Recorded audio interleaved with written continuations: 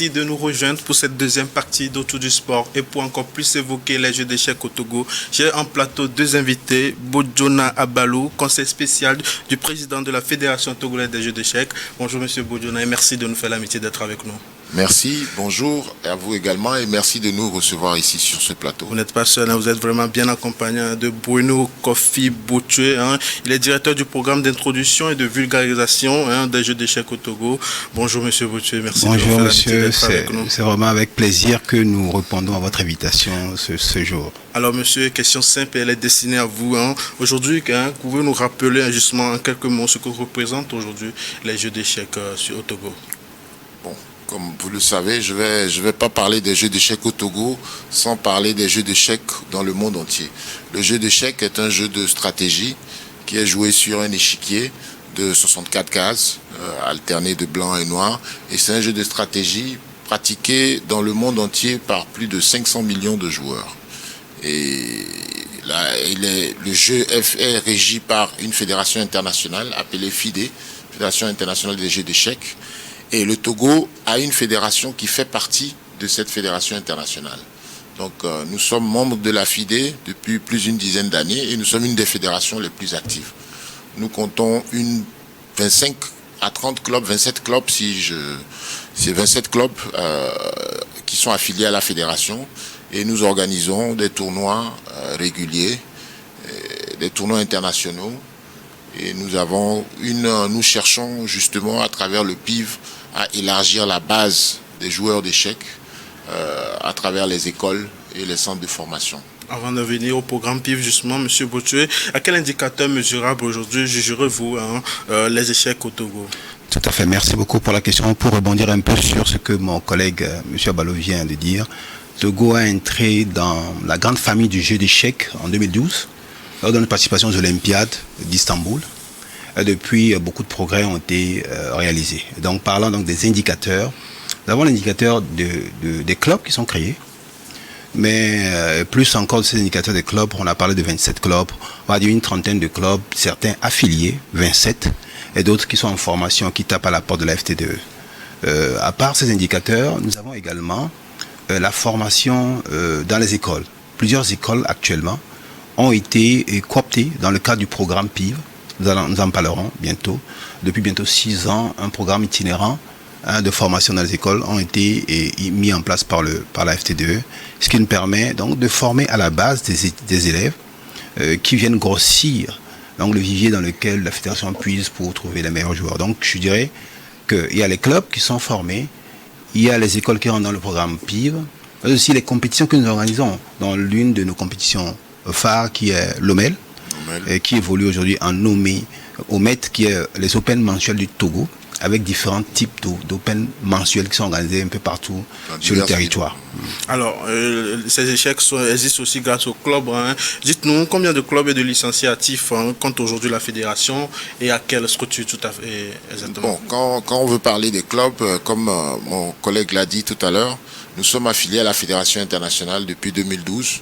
Et nous avons 27 clubs. C'est vrai qu'il y a des clubs qui sont plus actifs que d'autres et des clubs qui comptent plus de membres que d'autres. Donc c'est un travail interne que nous faisons pour que tous les clubs soient dotés des moyens de fonctionner pleinement et de promouvoir le jeu dans leur région. Mais pour souligner ce que mon confrère vient de dire par rapport aux OMEL, le tournoi l'OMEL, l'Open mensuel des échecs de Lomé, qui est à sa 92e édition, c'est un des plus vieux tournois, le tournoi le plus régulier de la sous-région concernant les échecs. Et il a dit tout à l'heure, nous cherchons à travers le PIV. Le PIV permet, un des principaux axes du PIV est de décentraliser, profiter de la décentralisation des championnats nationaux dans les autres villes du Togo pour faire les formations des moniteurs du PIV. Et ça permet de créer des clubs dans ces régions. C'est pour ça que nous avons lancé tout récemment l'Open mensuel de Kara, l'Omeka, qui est à sa 2e édition. Et nous espérons l'appuyer pour qu'il dure dans le temps comme l'Open mensuel des échecs de Lomé. Parfait. Donc, le programme PIV, justement, le programme d'introduction et de vulgarisation des jeux d'échecs au Togo. Concrètement, quels changements observez-vous chez les élèves bénéficiaires du PIV? Oui, d'abord, je me permets de faire un petit historique sur le programme PIF. Le programme PIF, au départ, a débuté aussi en 2013. En 2013, après notre reconnaissance à la FIDE en 2012, on avait mis en place un PD6 sur un programme de développement des clubs et initiatives scolaires. C'était à l'origine ce qu'on avait fait. Et ça nous avait permis de former plusieurs moniteurs que M-Afrique aussi nous avait envoyés, qui étaient dans les villages et qui ont été diplômés. On leur a remis du matériel et c'était parti comme ça. Donc, on partait sur 10 écoles pilotes dans lesquelles on avait inséré ces différents moniteurs qui ont formé des élèves. La mission était de former 1000 élèves par école, dont 500 filles. Parité. Et donc, après, vers 2019, on avait compris que le jeu d'échecs ne devait pas se dérouler qu'à Lomé, malgré PIV. Malgré le PD6, on sentait le besoin d'externaliser, en fait, d'envoyer le jeu d'échecs ailleurs qu'à Lomé, de délocaliser plutôt le jeu d'échecs ailleurs qu'à Lomé. Et l'idée était arrivée, donc, au lieu d'organiser le championnat national tout le temps à Lomé, de le délocaliser dans une ville intérieure et d'en profiter pour implanter PIV, savoir former des moniteurs, 2 moniteurs par école, leur donner du matériel didactique, le manuel de formation et le matériel, et ensuite donc aider ces moniteurs à former 1000 élèves par école, et à partir de 1000 élèves par école, donc créer, grâce à l'implantation de PIV dans ces zones-là, des tournois interscolaires, où les élèves vont se frotter, et ensuite, voire plus grand, donc créer un tournoi interscolaire à l'étendue de la nation. Donc c'était un peu l'idée de PIV au départ, et donc ça fait 6 ans que nous faisons ça. Il y a eu PIV début, et ça a commencé avec Kévé, la commune de Lavé, puis on est venu à Tchévier, puis c'était à Neho, suite à Takpamé, Kara, et l'année dernière on était à Palimé. Donc PIV fait son chemin. Et donc aujourd'hui, nous pouvons que nous en réjouir parce que plusieurs élèves ont été formés, plusieurs moniteurs ont été formés. Actuellement, encore nous donnons des formations aux moniteurs de Palimé en ligne, une formation in situ durant le tournoi, le championnat national. Et après, on fait 1 mois et demi de formation en ligne via Zoom où les formateurs, les moniteurs sont outillés, ils passent un examen à la suite duquel ils obtiennent leur attestation. Donc il y a un suivi qui est fait, une évaluation. Parfait. Est-ce qu'aujourd'hui on peut parler de professionnalisation vraiment il faut être franc, nous sommes très loin de cette professionnalisation. Nos meilleurs joueurs ne vivent pas du jeu d'échecs.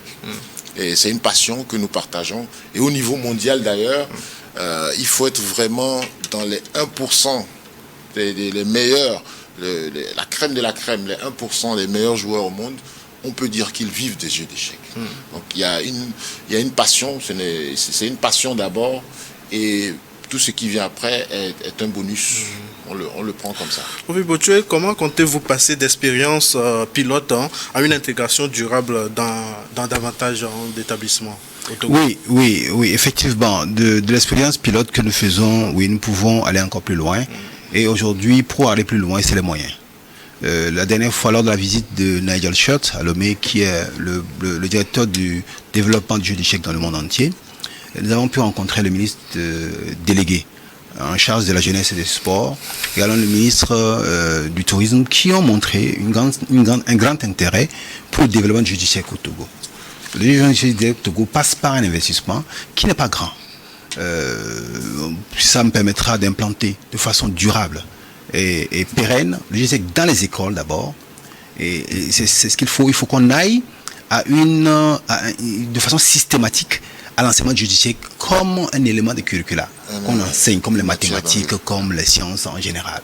Parce que la science a prouvé, les études ont prouvé, les recherches également ont prouvé que l'implantation du jeu d'échecs, l'introduction du jeu d'échecs dans le curricula renforce les enfants qui pratiquent cela. Et ils font les meilleurs résultats. Les enfants qui sont distraits habituellement. Surtout, on est dans un monde de distraction. Aujourd'hui, on parle de TikTok. Notre attention est sollicitée à longueur de journée. Il faut une matière qui permet aux enfants de se concentrer, d'être focalisés et d'être orientés résultat, orientés objectif. Et le jeu d'échecs est l'instrument, l'outil idéal pour faire ça, pour atteindre le résultat. Donc, il faut donner la chance au jeu d'échecs pour qu'il pénètre les écoles et qu'on puisse, à partir de là, donc, former les enfants, pas pour devenir forcément des champions, mais les meilleurs citoyens demain, parce qu'ils sont équipés pour prendre des décisions. on va ajouter, oui, je peux rebondir sur cette question. Une des premières, avec la visite du grand maître Nigel Short, qui est le directeur du développement de la FIDE, qui nous a fait l'honneur de nous visiter dans le cadre d'une tournée de la sous-région. Tout à fait. Il a exprimé un point qui est très important, c'est qu'il y a plus de 60 pays dans le monde où le jeu d'échecs fait partie du cursus scolaire, au même titre que les mathématiques, le français, les physiques, les sciences naturelles et tout.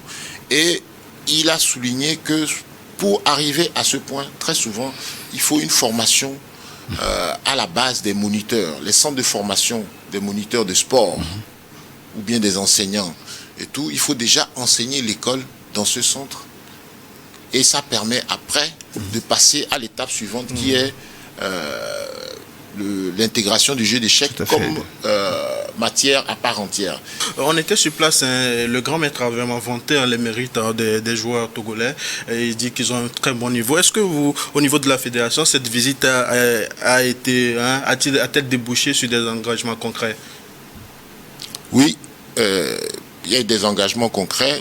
Tout d'abord, quand nous on reçoit la visite d'un grand maître comme Nigel Short, au-delà du fait que c'est le directeur du développement de la FIDE à l'international, c'est aussi un des grands maîtres vénérés dans le cercle des joueurs d'échecs à l'échelle mondiale. Il a été vice-champion du monde contre Kasparov au début des années 90 et il est grand maître, c'est le meilleur joueur, je crois, de l'Angleterre, dont il est originaire, une légende vivante du jeu d'échecs. Et cette visite nous permet, nous, de nous rapprocher de nos autorités, que nous tenons à remercier ici, parce que nos autorités nous soutiennent. C'est vrai que nous sommes une jeune fédération et nous luttons pour mettre en place des bases solides pour un meilleur développement, mais il faut aussi remercier les autorités, commençant par le président du conseil et le gouvernement pour les efforts qu'ils fournissent pour nous faciliter la tâche dans l'organisation de nos championnats et de nos divers programmes. Alors, voilà. Monsieur Botue, aujourd'hui, quel est le principal frein au développement des jeux d'échecs au Togo? Bon, le principal frein, est-ce qu'il y en a? Et je pense que mon confrère Abalo l'a dit suffisamment, les autorités sont avec nous, ils nous soutiennent. Et nous ne pouvons que les remercier. Et promptement, ils nous ont reçus la dernière fois. Et on a vu derrière un réel engagement, une réelle volonté d'aller plus loin. Même juste après le départ de Nigel Short, on a été appelé plusieurs fois, on nous a consulté pour savoir un certain nombre de projets à réaliser et tout. Des études ont été faites. Et donc je pense que ça annonce de grands projets dans un moyen terme et dans long terme. Je pense que l'engagement de l'État derrière nous pour faire du jeu d'échecs un outil d'éducation est clair et est sûr et certain. Donc je pense qu'on n'aura plus de frein en tant que tel pour avancer, sauf si derrière il y a un cataclysme qui faisait éteindre le Togo. Sinon on pense qu'on est sur la bonne voie. Tout à fait. Vous avez évoqué à l'instant l'Open mensuel du Togo. Et sur quels critères justement cette compétition peut-il être présentée comme l'un des rendez-vous majeurs de la sous-région? Bon, le rendez-vous majeur c'est le rendez-vous majeur des amoureux du jeu d'échecs à Lomé.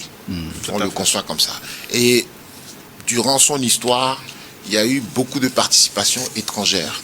Il y avait un moment où on avait une cagnotte plus élevée de prix.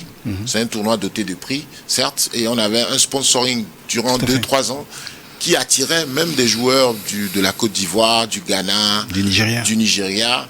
C'est vrai que maintenant la cagnotte est plus réduite, ce qui fait qu'on a que plus des joueurs togolais. Mais on a toujours occasionnellement des joueurs étrangers, des touristes qui sont en visite au Togo, qui sont des amoureux du jeu d'échecs et qui viennent participer au tournoi. Alors vous qui êtes au cœur du développement des jeux d'échecs au Togo, Monsieur Botue, est-ce que notre pays peut-il raisonnablement viser un maître international ou un grand maître dans un avenir proche? Oui, on a eu déjà des candidats maîtres. Un maître, un FIDE master, oui. Un maître, un FIDE, oui, c'est possible. Raisonnablement, dans 2-3 ans, on peut avoir un FIDE master. Bien sûr. Un maître FIDE, oui. Il y a plusieurs joueurs qui tutoient déjà les 2000 ELO. Il y en a qui avaient fait, parce qu'il y a une question de barrière de l'eau. L'ELO, c'est le classement et les points que les joueurs gagnent quand ils gagnent des tournois, ou bien ils gagnent des points durant des tournois. Donc les meilleurs joueurs du monde sont classés 2700-2800. Ouais, donc ça, c'est les grands maîtres. Tu as des grands maîtres qui sont à 2500.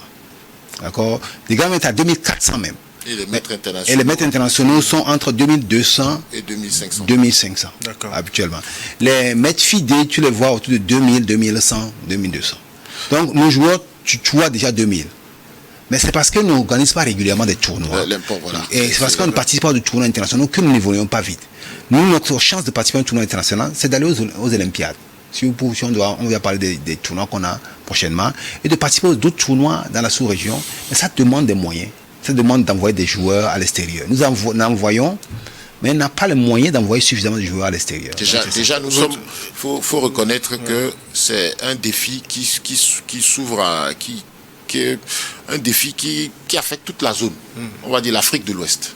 Dans toute l'Afrique de l'Ouest, il n'y a aucun grand maître. Dans toute l'Afrique de l'Ouest, il n'y a aucun grand maître. Il y a 5 ou 7 maîtres internationaux au Nigeria. Il y a un maître international au Ghana, mais qui est togolais parce qu'il habite au Togo depuis presque 20 ans. C'est un maître international et c'est fini. Bon, il y a le Cap-Verdien, l'actuel double tenant du titre du championnat de la zone. Mais comme mon confrère l'a dit, c'est vraiment, plus on organise des tournois homologués, plus les gens vont acquérir des élos et plus on facilite la participation aux tournois internationaux de par le monde, plus vite on arrivera à avoir un grand maître. Un maître et un grand maître. Nous tendons tout doucement vers la fin de cette émission. Mais une question pour la dernière. Déjà, si dans 5 ans la discipline n'a pas franchi un seuil vraiment symbolique, qu'est-ce qui aura manqué? La mobilisation, le financement ou quoi concrètement? Si dans 5 ans, la discipline n'a pas franchi un seuil symbolique, nous estimons, et nous sommes optimistes, nous estimons que nous avons fait un long chemin, malgré les limites auxquelles nous étions confrontés, et nous avons su mobiliser des appuis par-ci et là. Comme on l'a dit tout à l'heure, on a remercié nos autorités pour leur accompagnement constant, et nous estimons que nous sommes sur une bonne trajectoire pour avoir des résultats satisfaisants dans 5 ans. Merci Donc je veux rester optimiste et dire que nous allons franchir un cap au cours des l'optimisme, ça sera votre mot de la fin. Bojona Abalou, on le rappelle, vous êtes conseiller spécial du président de la Fédération togolaise des jeux d'échecs. Merci d'être passé dans Autour du sport. Monsieur Botue, votre mot de la fin? Le mot de la fin s'adressera encore une fois aux autorités qui nous accompagnent, au président du conseil en premier, notre ministre de tutelle, mais également aux sponsors, aux soutiens qui sont derrière nous, notamment à la Caisse nationale de sécurité sociale, pour son soutien constant. Nous avons la Chambre du commerce, nous avons également l'autorité nationale, le NATO, qui nous soutient. Nous avons aussi des braves dames autour de nous, Madame Olotokombo Ige, qui font partie des soutiens constants que nous avons et qui sont des gens qui nous appuient, soit dans l'ombre, soit par des conseils pratiques et par des dons divers. Donc ces sponsors, ils sont nombreux, il y a Tiroel et d'autres également qui nous viennent en aide régulièrement et nous tenons à les remercier ici. Merci. Bruno Kofi Botue, vous êtes directeur du programme d'introduction et de vulgarisation des jeux d'échecs au Togo. Merci d'être passé. Merci à vous.